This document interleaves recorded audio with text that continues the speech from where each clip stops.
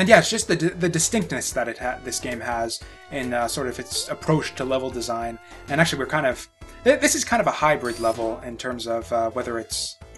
You've got kind of your fast speedway zones in the original Sonic the Hedgehog, and then you've got sort of your more slow-going obstacle course type zones. And this kind of, you get both of those here. It's kind of slow-going in that there's a lot of stuff like this. I hate these obstacles where you just kind of have to... I was hoping I could go down and get through there a bit quickly by rushing it, but I got crushed. That used to trip me up a lot when I was a kid. Always died on those things because I didn't really have a handle on the controls. Actually, I mentioned how the special stage controls are a bit clunkier than the regular controls. The regular controls, a bit kind of clunky, you might say, to begin with. Just in sort of the way Sonic kind of handles and accelerates. It takes him a lot of time to sort of build up momentum, which sort of makes it a bit tricky to make your jumps in a lot of places. It takes a lot of finesse to control Sonic, I find, in these old Genesis games, which is actually another thing that I sort of... It sounds bad, but it's one of the things that I really like about these games. It's just, I don't know how to describe it. It's just... basically, once you sort of achieve a level of mastery over the controls, and you sort of are able to finally make Sonic sort of do exactly what you want him to do, and jump where you want to go, and make all those cool bounces and tricks that I've sort of been showing off and not commenting on over the course of the LP so far. It's just, it's sort of difficult to learn, hard to master, I'd say. Although, the game is kind of... The way the levels are designed in this game, though, they're fairly forgiving, and you don't actually really need to master the controls in order to sort of do well at this game and beat it. But you kind of do, though, in order to get the emeralds and stuff, and in order to sort of keep all your rings throughout the stages and get all the emeralds. And it looks like we get another special stage, which is great. I think I've got all the special stages in almost all the zones so far. This is actually kind of unusual. I'm doing unusually well, actually.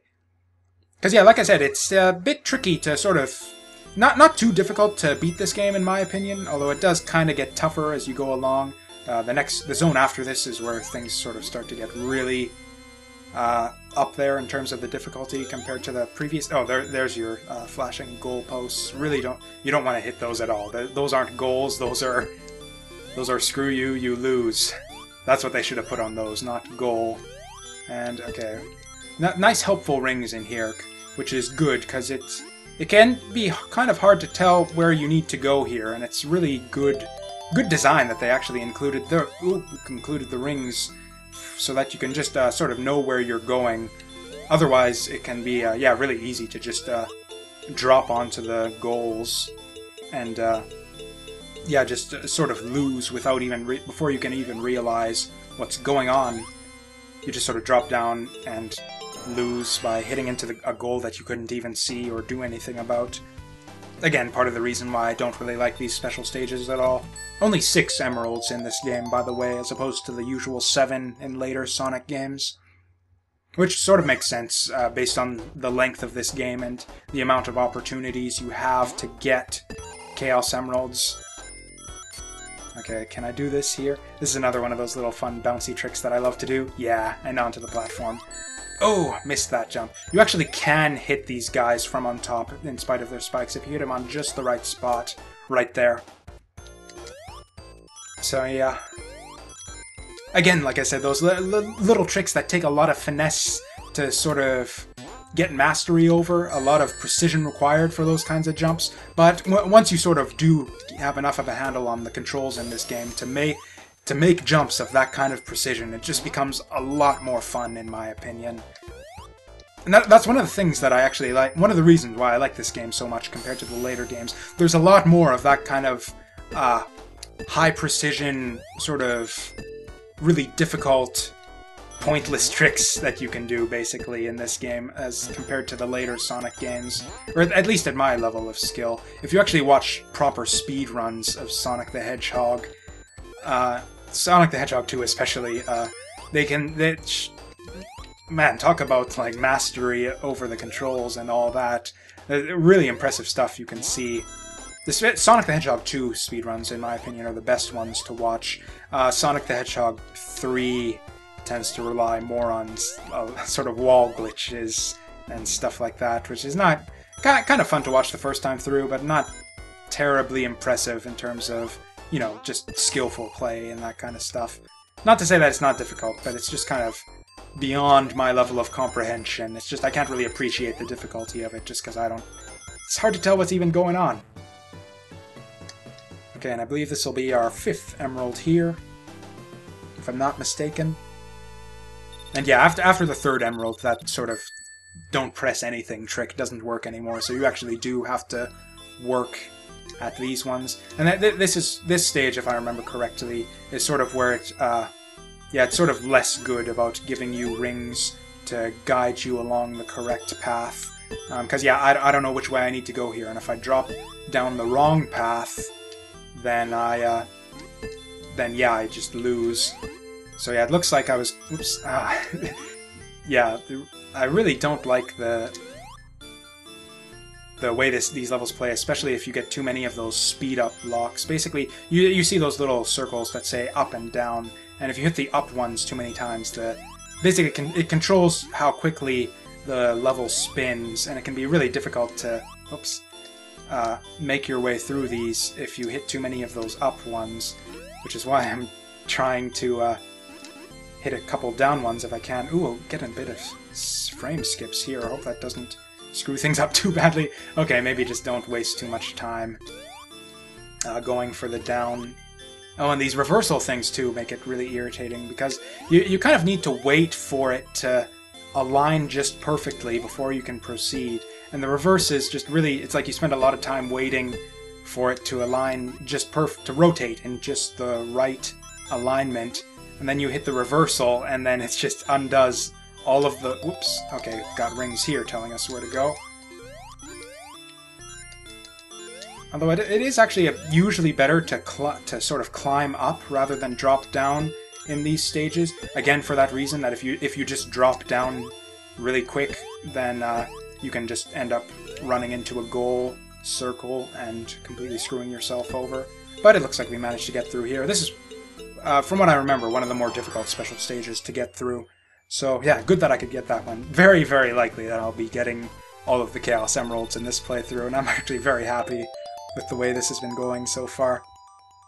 And then it feels like, as usual, I've been going off on a lot of side tangents and leaving a lot of thoughts incomplete. So the Spring Yard Zone is sort of a hybrid zone, I think, in terms of you've got your sort of really fast, speedy zones and your kind of slow-going obstacle course zones. And the reason I feel this has got kind of both going on there, it's got a lot of slow stuff in that, yeah, these moving platforms and other moving platforms and stuff like that, where you're just kind of riding stuff. But it's also got sort of a lot of wide open areas, kind of like the Green Hill Zone, where you can just go right through without stopping for much of anything. And it's also got like the half pipes and stuff, which is or yeah, just the half pipes, where again you just get some sort of one of those rare opportunities to see Sonic roll around at really fast speeds. Not really a thing you get to see a lot of in this game, really.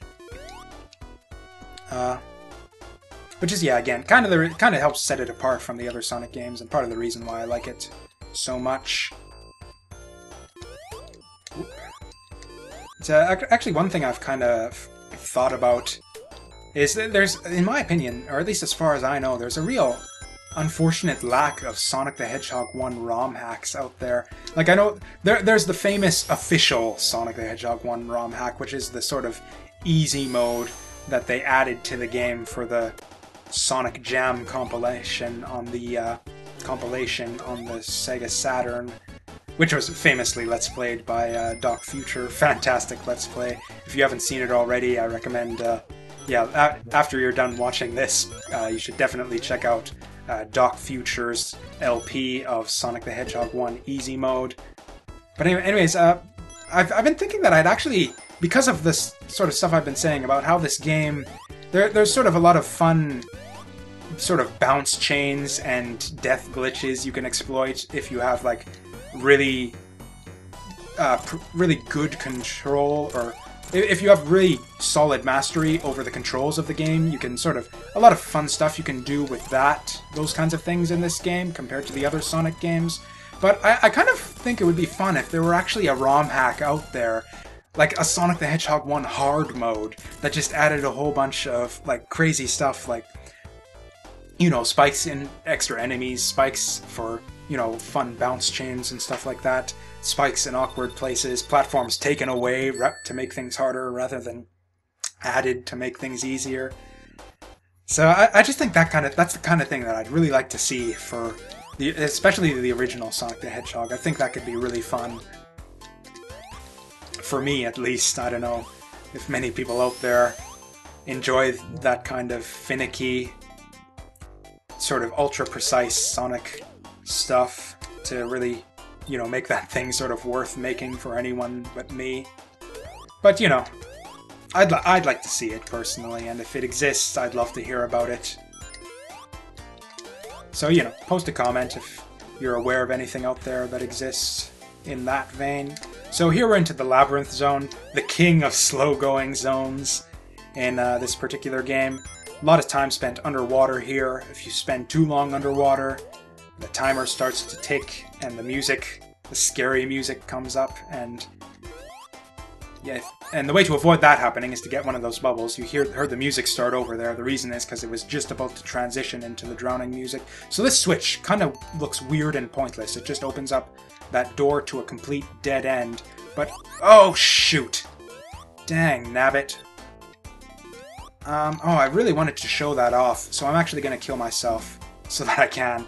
So anyways, that switch sort of leads to a dead end, which makes it look like really just pointless. Why would that switch even be there?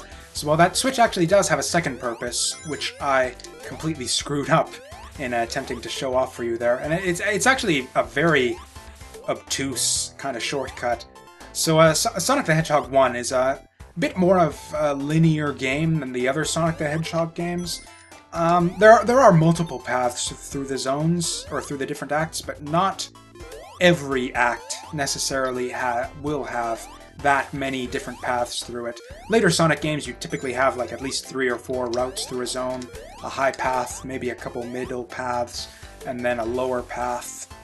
Sonic 1 tends to have like maybe 2 branching paths at most, maybe 3 for like the most wide open zones. So what we do here is we jump onto here, and then jump off and back all the way up. Which is like, why would anyone ever do this? This is so weird. But if you do it after hitting that switch, there's this platform here that wasn't there before. And yeah, hitting that switch makes this platform you can just ride your way across. And this is actually a huge shortcut. You can skip pretty much the entire level this way and get through really quickly. This here is kind of nonsense. If you aren't holding back when you get shot out the end there, you have to hold to the left on the control pad, and if you don't, then you'll get hit by those stupid drill dudes. And that's... Whoa! Got stuck, almost got nailed by... Oh, I think I could have actually died there too if I would have... Yeah, gotten hit by one of those guys. I'd have gotten knocked back below the camera and killed. So I actually forgot about that glitch. I wanted to show it off, and I didn't. But, you know, I mentioned it at least.